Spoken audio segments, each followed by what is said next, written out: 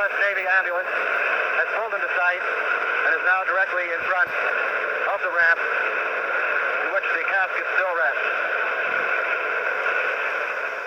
Dennis, after all these years, how can you be certain the vehicle at the back was black? Well, that's one of the things I remembered, because Navy ambulances or military ambulances traditionally are gray. And I remember that night that it was black because it wasn't gray. It wasn't a military... It wasn't a military vehicle. Was it normal for non-military vehicles to put the loading dock? No, not normally. Dennis David was at the back of the hospital. He is one of several people whose accounts establish that the body arrived at the back before the Navy ambulance with the large Dallas casket arrived at the front.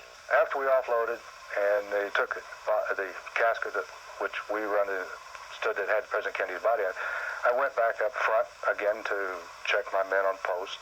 While at the front, he witnessed the arrival of two more caskets. First, a second shipping casket was offloaded from a helicopter. It's not clear what role this casket plays.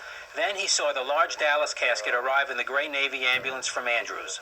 I was on the rotunda on the second floor looking out. I saw a helicopter land, and I saw again another casket, the shipping type, similar to the one we just offloaded, private, being offloaded off a helicopter.